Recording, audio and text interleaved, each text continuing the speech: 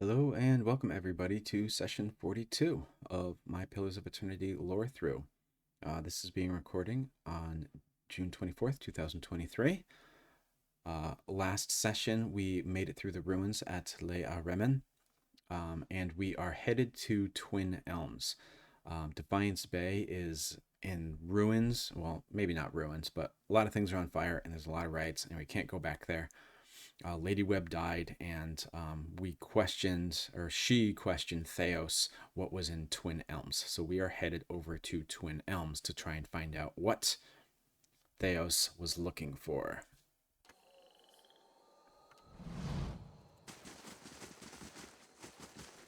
And we are currently on the lower part of Stormwall Gorge here. We couldn't get to this before. This was blocked off here, but going through these ruins, we are able to come back out on the bottom of this.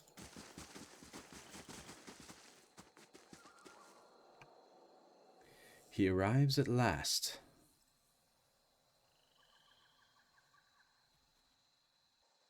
Well, well, well. A woman in robes flanked by an armed group savors every word before whispering the next. Finally.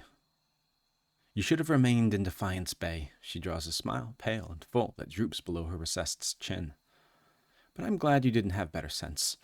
I've looked forward to this since you got in our way. Any last words? After all the effort you've mustered, it'd be a shame to end it quietly.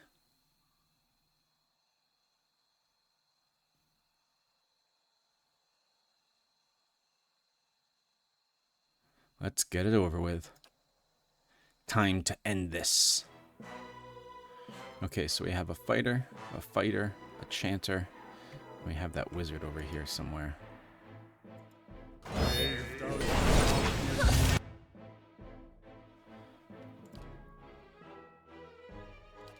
See if I can turn her into a pig.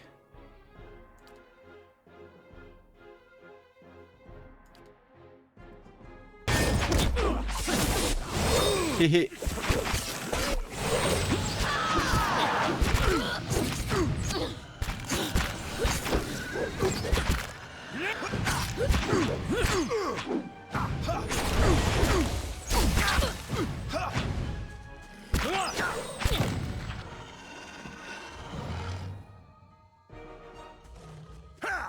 The leaden key fighter ran away and is fighting something now?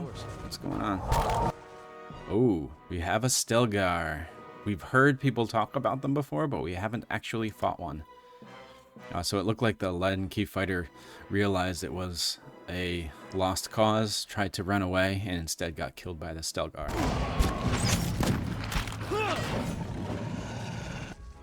We have a Forest Lurker, a small Windblight, another Stelgar, and a Pugra. This is a hell of a fight going on over here.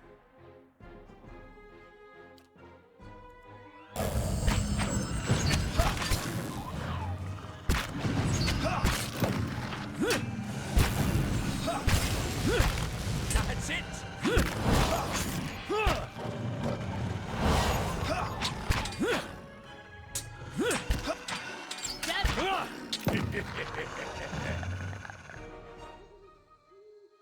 Okay, so we finally got through that one. Fine. Oops. Fine.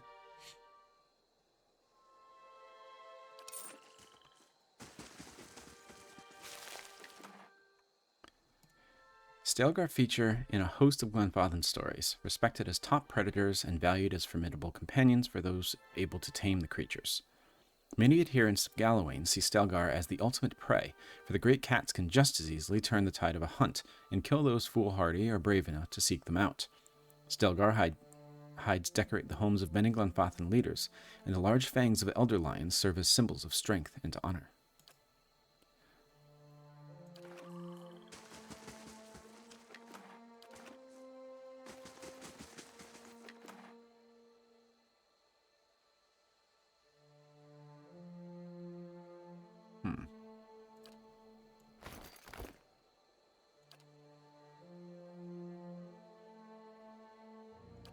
So might in this game is all damage. So it might seem counterintuitive to give this belt that gives might to Aloth, but because it's all kinds of damage, it works, I believe, even for magic damage. So I want to give that to him. And I also want to now look up the bestiary entry for Stelgars.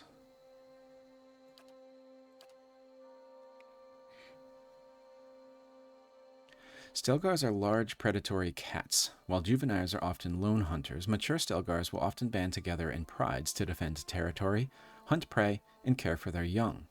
These cats are aggressive and highly adaptable, and particular strains of the species may be found in a range of environments, from hot plains to frozen tundra.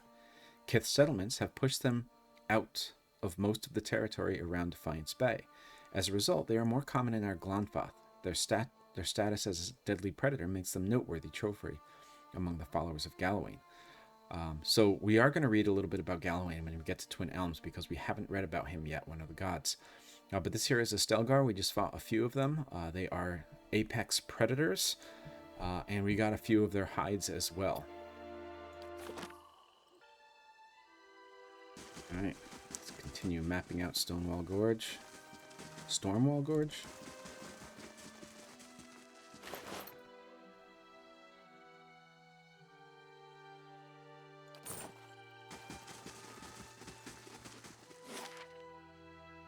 We have access to Elm Shore now. Still just Elm Shore. It's probably going to be it, but who knows?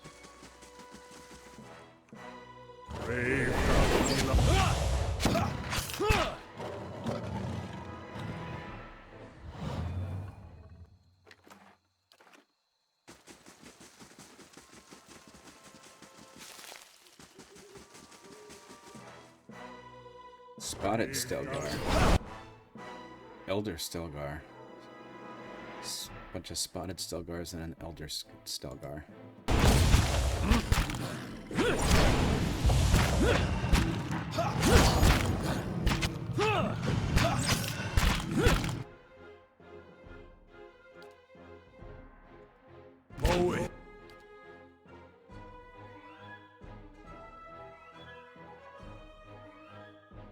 Oh, that's right. The archer got a new skill that I wanted to check out.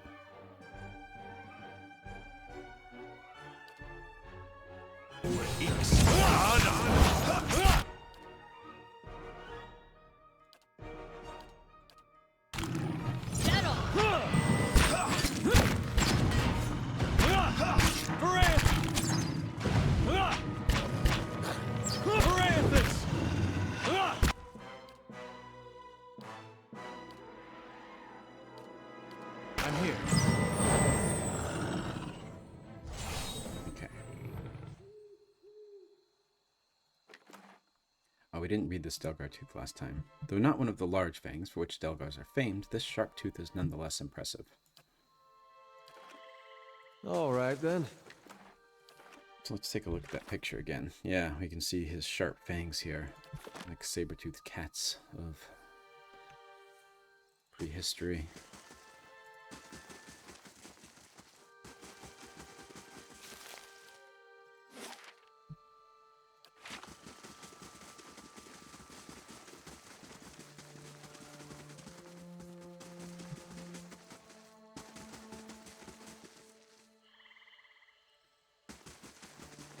Huh, so could we have come down here since the flood waters are gone without going through the ruins first? Maybe.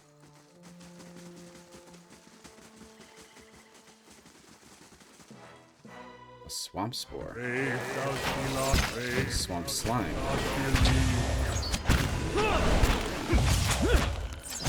That's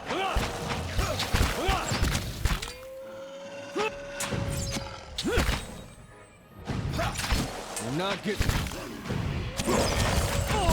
Why is Kana doing that?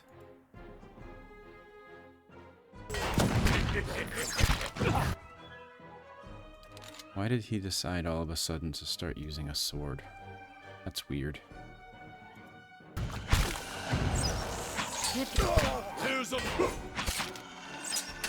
Oh, because he keeps getting dominated or something.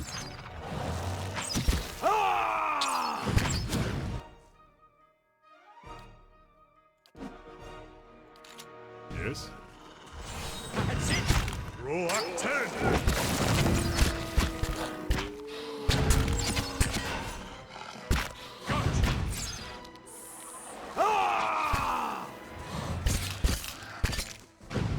Shadow!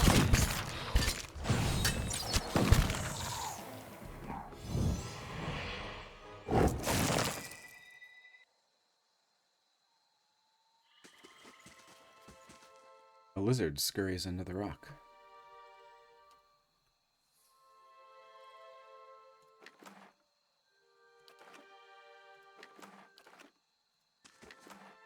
Ooh, topaz.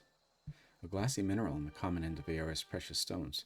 Topaz comes in warm and cold colors, depending on its impurities, but blue topaz, generally of a lighter shade than would be found on sapphires, is its most iconic incarnation.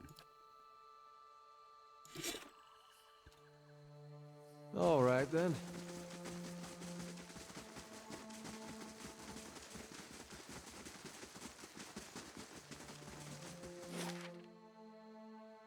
Okay, to Elmshore. A dear and noble woman has arrived seeking employment.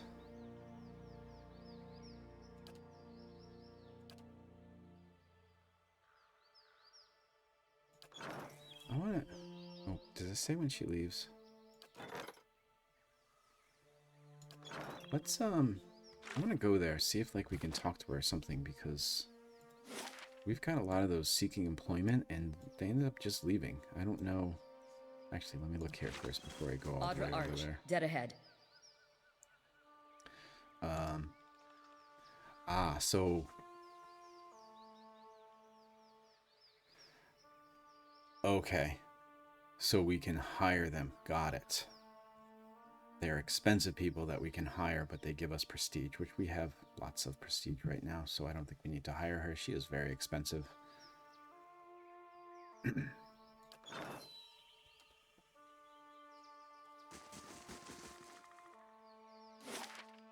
Okay, let's explore Elmshore.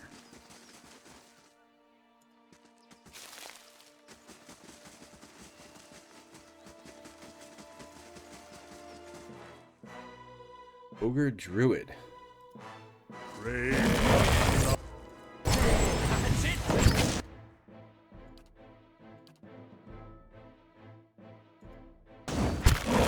Away. We gotta take better care of Ella. My god, Alok's already dead? Away. Ix. Ana.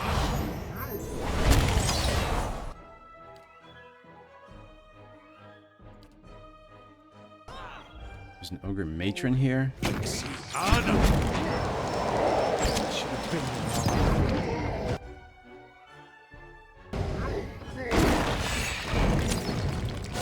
Watch out, Kana!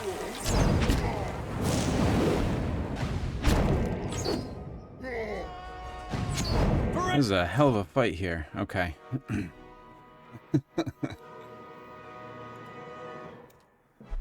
I mean, I guess I wasn't really prepared for it and I wasn't ready. Let's try this one again.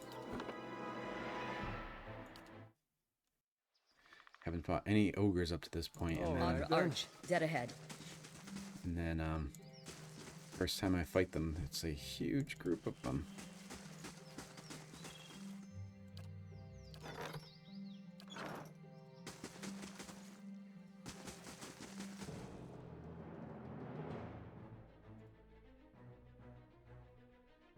Raise. Not really. Okay.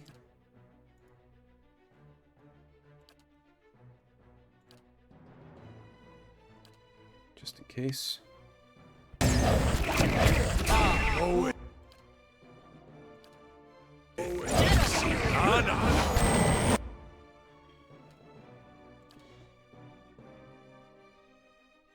Is this?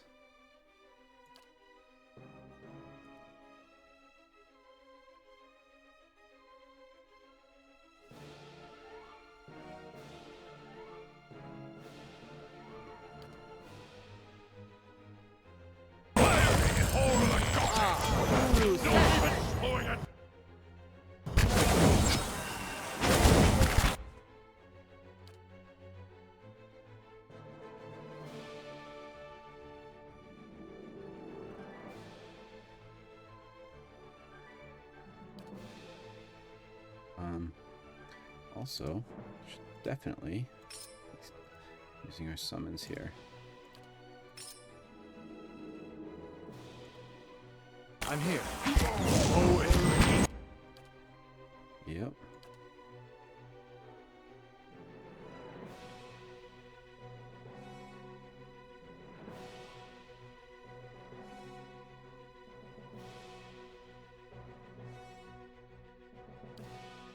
If we can get it. Heal Kana. Go.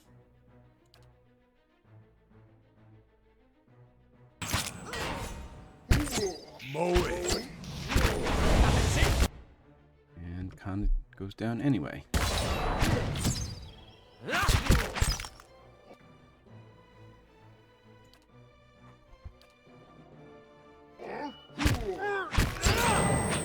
Okay. So this fight is not for me right now. I'll steer clear of the ogres this time, because, yeah. All right, Audra then. Arch, dead ahead.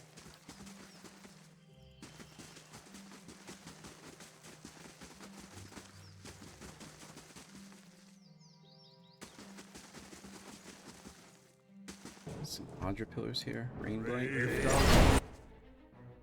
Adragon. Probably a type of Demelgam. Demelgan.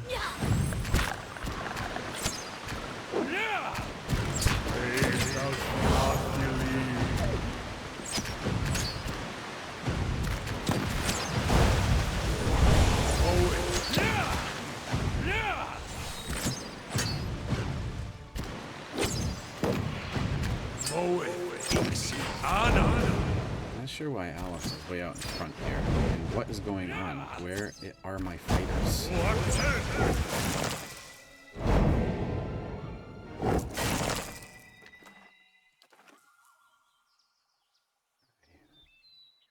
Oh, Aleph only has 7 health left. Let's take a rest.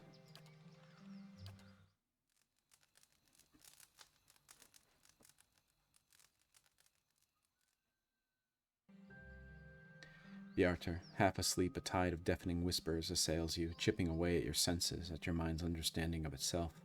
Their roar is louder with each passing night, their attacks more brazen, less confined to your subconscious. A familiar voice fights its way through the din, calling out to you. Hey! Hey! Adair, You gotta stop it with that. I just about punched you to snap you out of it. You were saying things, but they weren't any words I ever heard. You were shaking so hard I thought you'd crack your spine. what happened to the bucket of cold water? Adair shrugs and looks away, concealing a smile poorly.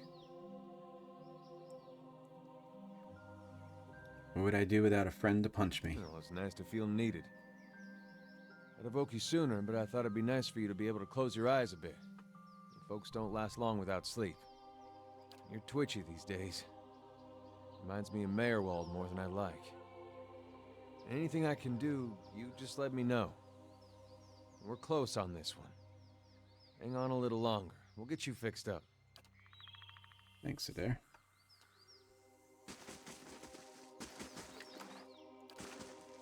Oh, that's right. Let's see if there are...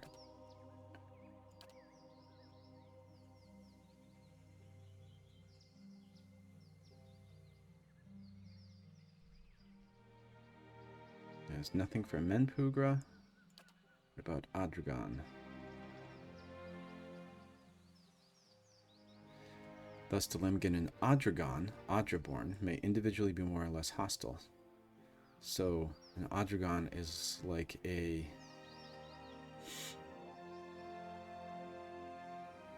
It's a Delimgan made of Adra, I guess.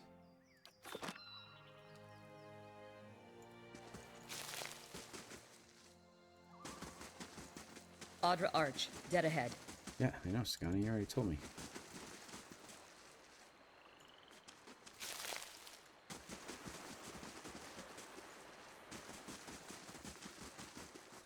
This bridge here.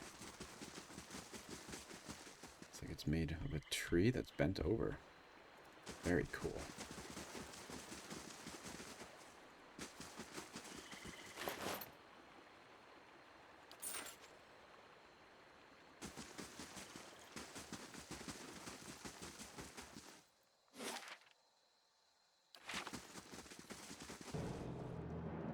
Forgotten Stone Beetle.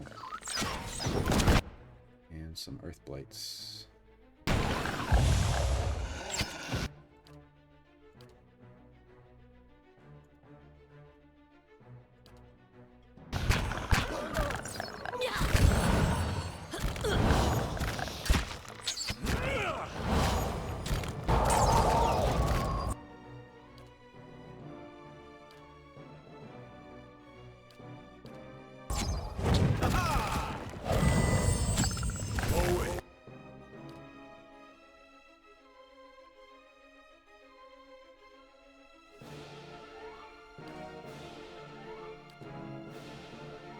Actually, I want to do this one instead. Nope. Okay. Okay. Message received. Don't stray off the path in Elm Shore just yet.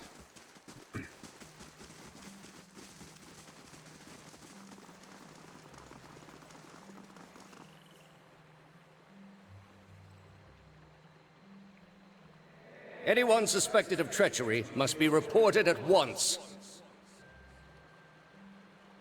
Sounds like Theos. Yep. Good, you have come. You have heard of the recent defections from our order caused by this apostate in Kratom. An answer floats in the surface of your consciousness, remembered from ages ago. Yes, I have. This is a dangerous woman whose lies spread like plague. She inspires chaos, sows conflict. Because of these unusual circumstances, I am speaking to all our initiates personally to ensure there is no more dissension. You mean because she was one of us? Who she was no longer matters. If her following continues to grow, there will be war, and all our work will be undone. You were recruited from Kratom, were you not? You must have known this heretic woman, Yavara. At hearing the name, a flood of memories pours into your mind. So this is a memory from a previous life when Theos was trying to weed out a traitor to the Leaden Key.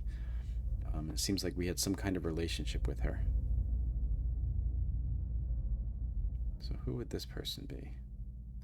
I get to choose my relationship with her. She's my sister. This is deeply troubling. She cannot be your sister, not anymore. For the love of the gods, you must destroy all feelings you have for her. I understand. What I ask is no simple thing, but this is the only way I can keep your soul safe. Very common for religious leaders or cult leaders to encourage their followers to dissociate from their family as a way to save their soul, so to speak. So this really rings true here, what Theos is doing. I am trusting you to remain loyal to the gods in this. If you do not, you will have greater powers than me to answer to. But you will answer to me as well. So, doing it to save my soul, but he's not above threats. I understand, Your Eminence.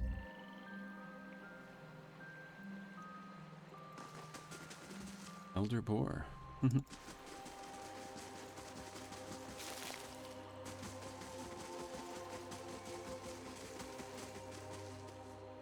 Oh yeah, that's right. There's a bridge here, so nope. Nothing extra.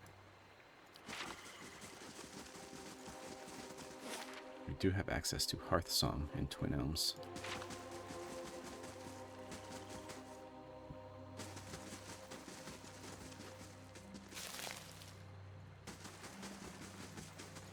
A lot of wildlife down here.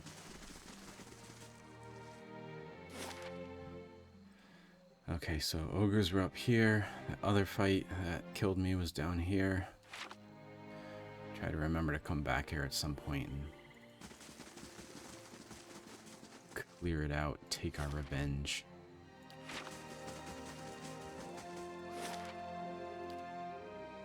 All right, into Twin Elms.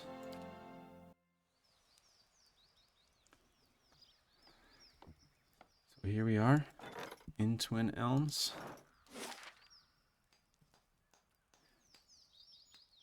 There's a Hearthsong Market, the Passage of the Six, the Glanfathan Home, Old Song District, Glanfathan Home, Builder's Hearth, Old Song District, Elms Reach District, Glanfathan Home, and Celestial Sapling. Passage of the Six. Okay, so now that we're here, I think it's time to look in depth at some of the lore, specifically the Glanfathan tribes, which that Passage of the Six, that is a reference to the tribes, and the god Galawain.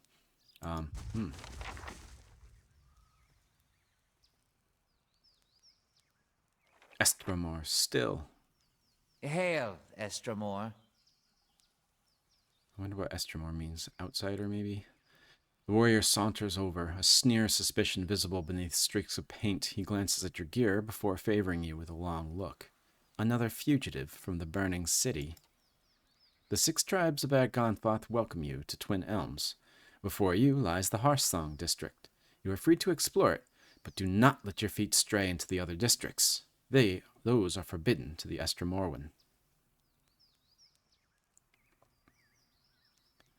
What can you tell me about Twin Elms? The city is sacred to all Glanfathans, as it is the place where our ancestors first encountered the Builders. Builders are the Glanfathan name for the Ingwithans. That fated meeting turned our people from generations of wandering to a permanent home among the Builders' relics. When the Builders commanded us to settle here, they allowed us the unique privilege to live among their structures here. It is the only place in Eir Glanfath where this is permitted.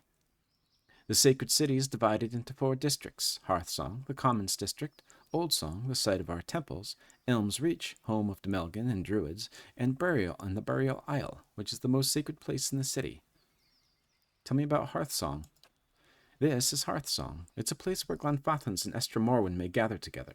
It is also the site of the Passage of the Six, where our tribal leaders, the Anamfatha, meet.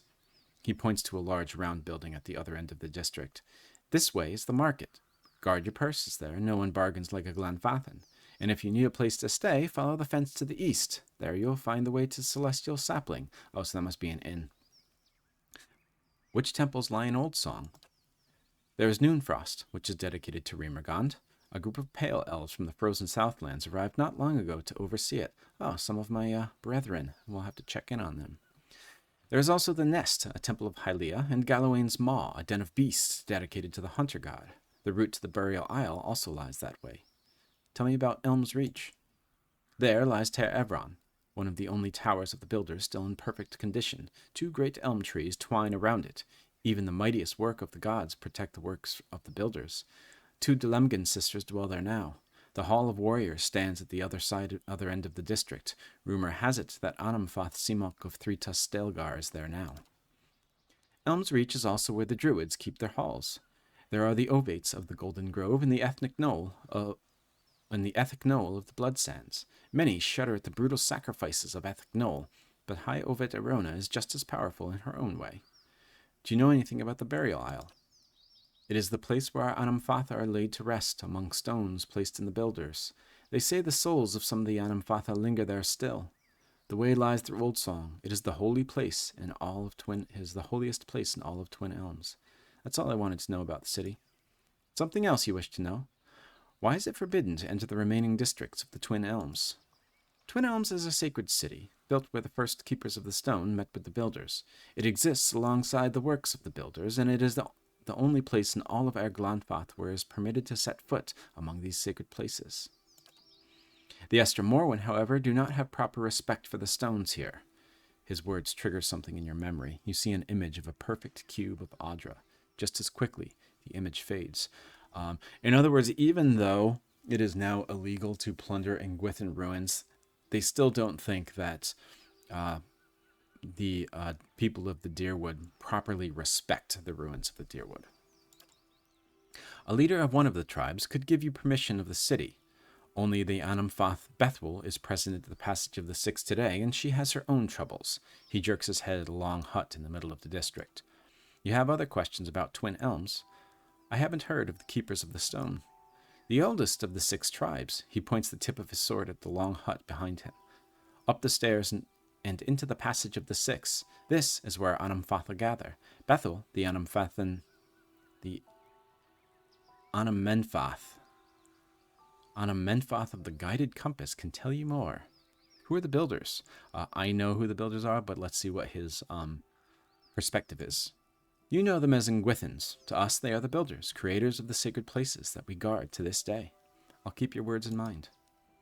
Best that you keep your visit brief. Word has reached our ears that the riots have ended and the gates of Defiance Bay have opened once more. So I think there are some refugees that have come here from Defiance Bay, but it seems like maybe it's open again. Addendum added the assassin at large. Oh, search Twin Elms for signs of Theos.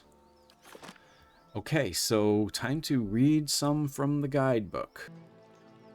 So we are at Twin Elms now. I'm not going to read everything about the tribes of Eir Glanfath, although I will say that interestingly, some of the major regions in the world, if you read the guidebook, then it also lists virtues and vices considered for each of the main regions. So the Valian Republics, the Edir Empire, and the Deerwood.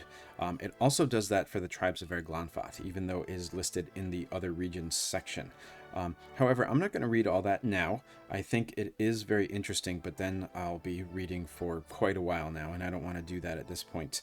So instead, we are going to skip to the section on Twin Elves and the 6 tribes. This is still quite a bit of reading, which is why I don't want to read all the other stuff right now, but I think it could be helpful for understanding a little bit about the Twin Elms. So here, the opening to this section starts. Twin Elms is the city of the Glanfathan tribes, which was established between a pair of ancient elm trees, a location chosen for its proximity to the gods of Eora. Oldest among its structures is the stone tower known as Ter Evran, the Hall of Stars. The pinnacle of the tower is used for astrology and divine communication. Reminiscent of Adra stones, the elm trees exhibit a tendency toward attracting souls that are twinned in some other way, whether they were once halves of the same whole or interacted in some past of which the mortals are unaware. A pair of Delemgan sisters attend the trees in a vigil that predates the city itself. Twin Elms is also built around a major Ingwithan ruin, which has not been plundered by adventurers. So this idea of twin souls is interesting, and there are some Delemgan sisters that are attending the trees in Twin Elms, so they are non-hostile Delemgan people. So the 6 tribes, 6 major Glanfathan tribes are responsible for governing the city. So here we go. The first tribe is the Keepers of the Stone. The Keepers consider themselves the oldest tribe of Glanfathans, claiming also to be the first to make contact with the Ingwithans. To this day, they guard an Adra stone remembered as a token of friendship gifted from their patrons. As such, they ascribe a great deal of importance to historical record and documentation. These claims are contested, but lack any proof to support a counterpoint. The Keepers have passed down the oldest stories of their culture, including accounts of the original seafaring expedition that landed them in Eir Glanfath long ago. Even though their numbers are geographically spread out, Keepers marry within their tribe and show reluctance to engage with outsiders under any circumstance. So Keepers of the Stone place special importance on the Ingwithan ruins, and they believe they are the first people to actually encounter them. The second tribe is Stone Bramble. Perhaps the most implacable and intimidating of the Glanfathan tribes, the Stone Bramble hail from White March, naming themselves after a hardy bush that grows in the mountains. They see tribalism as a formality that keeps fighters and warlords in check. Any further use for their society is an indulgence they have no wish to comprehend. In spite of their harsh outlook and the harsher the land they settle, they have an inflated sense of self-importance in relation to the rest of the world. Their histories conflict with the Keepers in that they believe themselves favored by the Ingwithans. So I wonder if all these tribes then feel that they are the favored tribe of the Ingwithans. The Stone Bramble here seem to be more apt towards fighting. The third tribe is the Fisher Crane. In many ways, the Fisher Crane are the most overlooked and underestimated Glanfathan tribe, which is very likely their objective. Named after the bird who stalks with motionless patience, the Fisher Crane have a knack for subtlety when it comes to their cleverness. Outsiders, even among the Glanfathans, see the tribe skulking among bogs or half-sunken ruins and think the hermit-like figures as soft as the moss decorating their armor. Outward aggression is rare, but not for lack of skill. Fisher Crane warriors are more apt to sabotage siege weaponry or stage elaborate ambushes than engage in open combat. Some of their oldest tales speak of ancient battles where the other side never knew their enemy. They guard Ingwithan ruins that are mostly submerged in swamps or so overgrown by local flora that other tribes have lost track of their location. Though the Fisher Crane make fewer claims about their tribe's history, it is likely that they keep more of it a secret than they let on. So the Fisher Cranes seem to be the most secretive of the tribes, and not only secretive in their history, but also secretive in how they fight. Then we have the Three-Tusked Stelgar. While the Stone Bramble may be the most intimidating tribe, the Three-Tusked Stelgar are the deadliest. Their warriors ride giant Stelgar cats into battle. This is a testament to their feral nature, as the cats will brutally kill any other Glanfathan within reach of their lethal claws. During the major conflicts with Deerwood, the Stelgar were primary aggressors who punished colonists for infractions on Engwithan ruins. Their brutality surprised the other tribes, but their fearlessness and commitment won them a great deal of support. During the War of Black Trees, a split formed in the Stelgar ranks. Some fighters wanted to dig in and battle the Deeren forces to the death, while others fled to the relative safety of Eir Glanfath. Those who fled ultimately joined other tribes, leaving the Stelgar in the hands of the wildest and most chaotic fighters. These days they are grudgingly respected by the rest of the Glanfathan tribes and feared by Deerwoodans who travel off the established roads. So the Three-Tusked Stelgar are the deadliest and the most likely to kill people who plunder Engwithan ruins. Then we have the Guided Compass. Although the Guided Compass are known for their accepting and pacifistic Should nature, I build a campfire? they are nevertheless viewed as the eccentric upstarts in Glanfathan society. Some of this can be attributed to their being relatively young tribe. Cut off from the sense of a greater history or belonging, the Guided Compass take a more objective view of their place in Eir Glanfath, as opposed to falling back on tradition. The tribe fought in none of the Deerwooden conflicts. Accepting early on that the Adirans had arrived to stay, the Guided Compass even theorized that the Deerwooden colony might prove a new ally in the protection of sacred sites.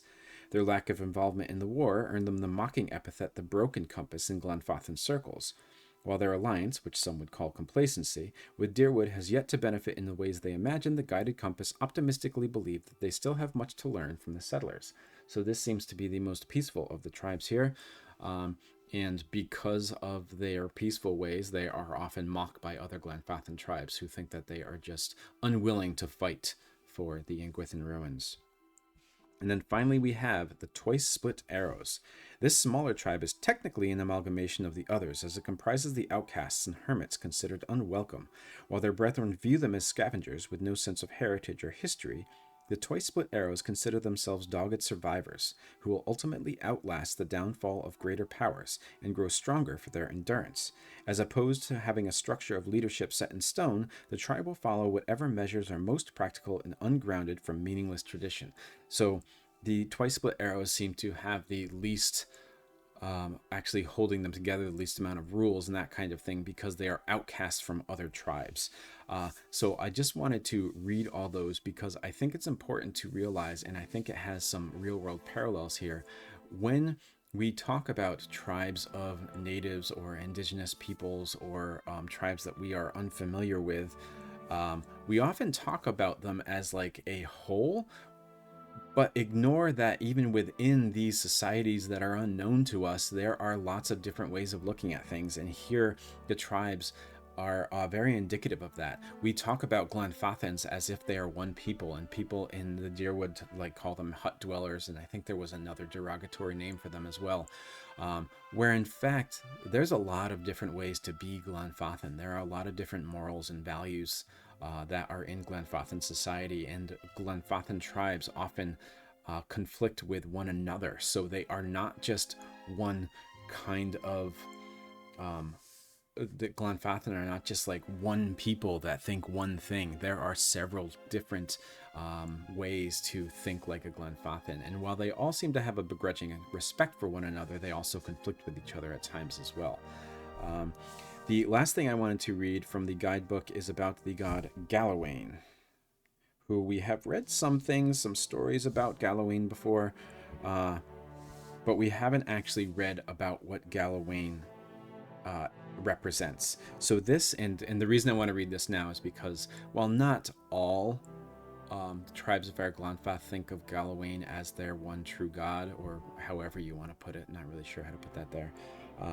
I think Galawain is a very important person in Twin Elms. So Galawain's aliases are the Seeker God, the Clever Hound, the Lord of the Hunt, the Father of Monsters, and the Changeling. His portfolio is Pursuit, Discovery, Perseverance, the Hunt, Assassins, Predatory Beasts, and Wilderness. His allies, unlike the other gods, Galawain seems to acknowledge Whitaker's authority even if he does not openly follow her commands. He maintains an uneasy friendship with Magrin as both gods respect trials and adversity, and he has no foes. Symbols: a dog's head, usually made of ivory or bone. Galawain is the patron of the hunt in all forms, and he is honored by those occupations whose occupations are concerned with pursuit and discovery.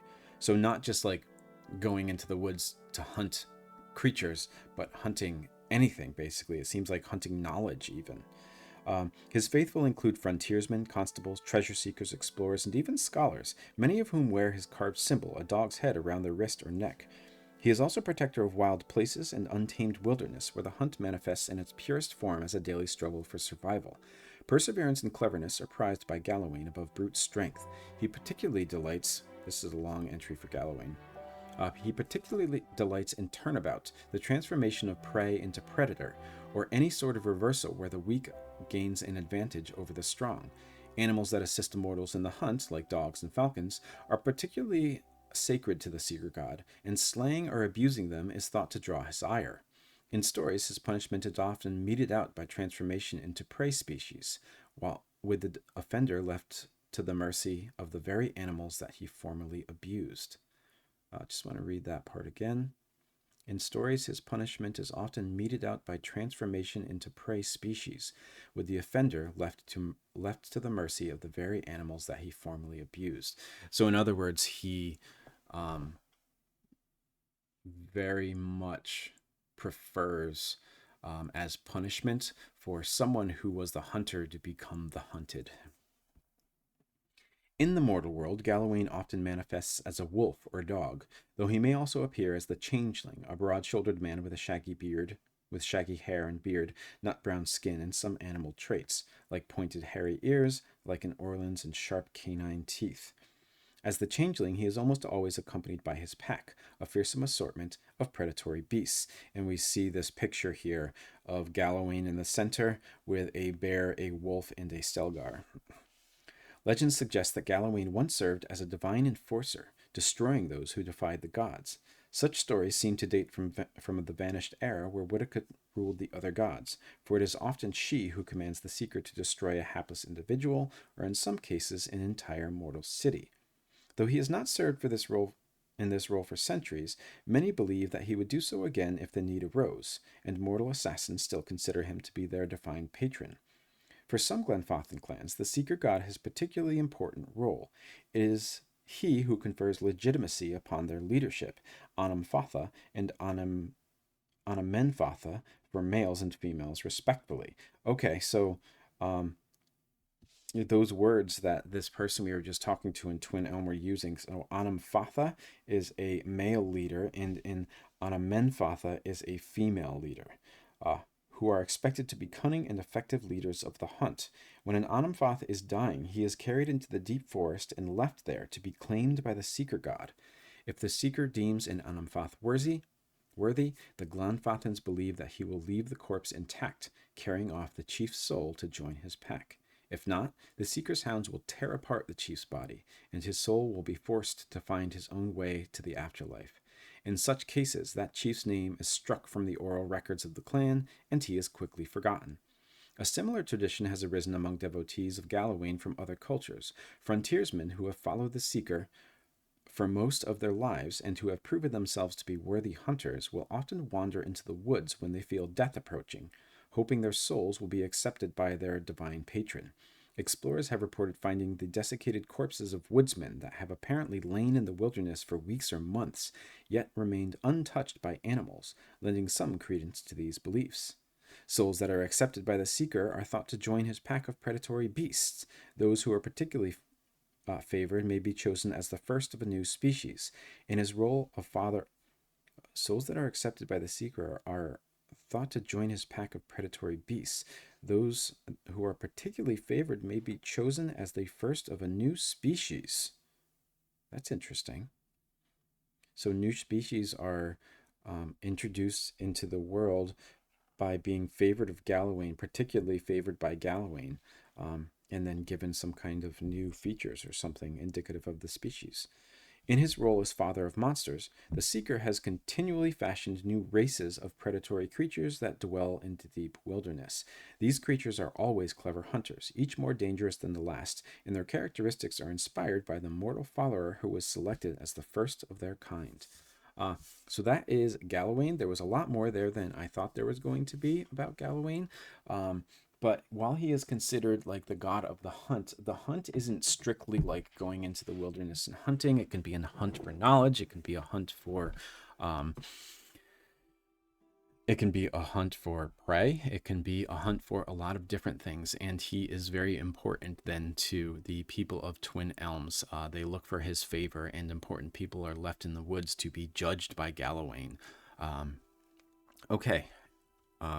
Good stuff there. Let's see how much time we have left. Okay, still have a little bit of time for this session, so let's start exploring Twin Elms. This is going to be a large area here. Never been out this way before. Hard to believe it's the same country. Some Stelgars. Tribeswomen.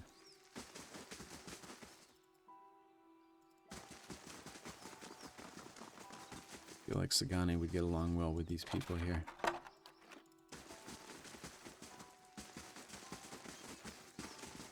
The rains have run their course and the trade has returned. This is Hearthsong Market.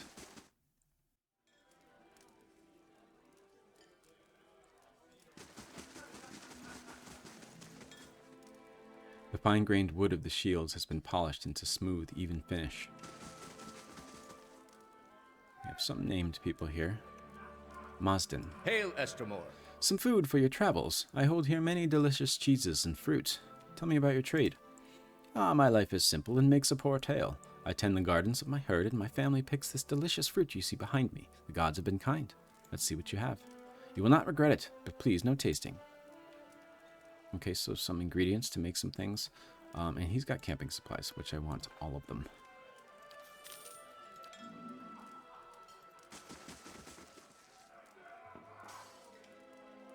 Alari? Hail, Estremor. An old elven woman clothed in thick robes beckons you to approach. Welcome, foreigner, welcome. Her forearms, splotched by green and blue stains, wiggle out of her hanging sleeves like caterpillars out of ripe fruits. I've got what you seek, always. Come see. Between bows and smiles, she points to a little girl beside the herbalist's store. We're here to help you, foreigner. Yes, we are. The Fisher Crane tribe serves your people. So these are people from the Fisher Crane tribe. Unguents, potions, and tinctures. She makes a sprawling gesture at a collection of pots, bottles, and herbs that lies beneath her. If you seek it, I have it always. I think the Fisher Crane were the ones that prefer to not stay hidden necessarily, but be secretive at least. Of course, foreigner, of course. So she has some potions. She has some drugs, some stones, and some alchemy ingredients. Let's talk to Eowyn, see if she has anything to say. Alari handles all the trades. I'm just her apprentice. Run it. Hail, Estremor. You have the look of a hunter, Estremor. Derwin's weapons may protect the man who seeks out misfortune, but my supplies will help you survive out in the wilds. May I see your wares? Ronnet nods, gesturing to his goods with a sweep of his arm. Got some unique stuff here. Dulcanal, which is a unique pistol. Dulcanal was the weapon of choice of an infamous Valian highwayman. He lurked in the foothills around Parkosi, watching for traders seeking a shortcut through the treacherous mountain passes. Known for his cunning and cruelty, he usually felled his victims with a shot to the gut, leaving them to die slowly and in excruciating pain from what he called Dulcanal, bad desert. Bad dessert. Bad desert. Known for his cunning, he usually felled his victims with a shot. Oh, okay. So yeah, not bad dessert as in my stomach is hurting so much from my dessert, so I shoot you in the stomach. Skonmika's Roar. Skonmika, the ogre from Adiran myths who defeated innumerable champions before finally facing defeat by a simple shepherd, was said to have a roar that could shake rain from the clouds. When charging into battle, his bellows knocked his foes from their feet and rattled their very bones. I wonder what these weapons from the Valian republics in the Adairan Empire are doing here. We have Imaranet, a priestess, that's a unique mace. A priestess of Hylia in Old Valia took in children orphaned by a famine. She guarded them in the temple and gathered what food she could. When looters came to the temple doors, demanding that she surrender their meager supplies, she prayed to her goddess for strength. The priestess suddenly found a powerful mace in her folded hands and an indomitable courage in her heart. When she charged through the temple door, it said the very birds swooped from the treetops to pluck out the thieves' eyes. When the local duke heard of her bravery and the plight of her children, he diverted emergency supplies from his own hall to feed them. The brave priestess and her mace, Imaranet, little beloved, became symbols of Hylia's fierce protection. We have Talutain's staff, a quarterstaff, a unique quarterstaff. In a dark corner of Old Valia, far from the influence of civil society, stories tell of a school constructed for the training of wizards in very small and obscure niche of magic, long forgotten by the rest of the world. High Master of the school was an elven mage known as Talutain, who became aware of the growing problem. The aura cast by the school's particular magic was like a beacon to the unsavory creatures of the surrounding area. Marauding trolls from nearby moors assailed its walls regularly. The High Master resolved to take action, and in his study he crafted a fearsome staff to incinerate the trolls. As much as that seemed important at the time, the demanding and short-tempered Taluntain soon became preoccupied with other uses he discovered for his staff, namely in the punishment of unruly students, and that would become its predominant function in the ensuing years. So what was built to kill trolls was eventually just used to punish students. We have Erige's Radiance, only usable by a paladin, +2 intellect. This cloak was a gift given in friendship to a knight Eirge by a Kulklin dignitary in the early days of the Adairan Empire. So the Adairan Empire and the Kulklin Elves were basically the two big groups that make up the Adairan Empire here. I just wanted to make sure I let us know, because we haven't heard about the Kulklin Elves. They are not over here. They are only across the seas, and is it just called the Adairan Empire? I think it is. But we learned before in the Hemneg, those marriages between, the ceremonial marriages between elves and humans in the Eir Empire, the Kulklin would be those elves. Impressed by the knight's noble qualities, the gift quickly became symbolic of the new alliance between elf and folk. The cloak has changed hands since then, but it is still regarded as a high honor by all who receive it. The shimmering gold fabric is embroidered with red and silver scrollwork done in fine silk. The back of the cloak displays the outlines of an open rose. It always looks clean and well mended. I wonder if any thought was put into where we would actually find these weapons and who was selling them. Ooh, we have an ebony spider figurine, which is probably a summon thing. That's expensive, but I have the money for it. And we probably have enough of that right now. Okay, so let's sell a bunch of stuff and then call it a session. Enchantments, high to low.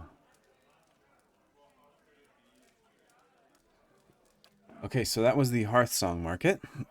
No, we still have quite a bit of Twin Elms to explore in the next session, so I hope you join me then. Next one is session 43.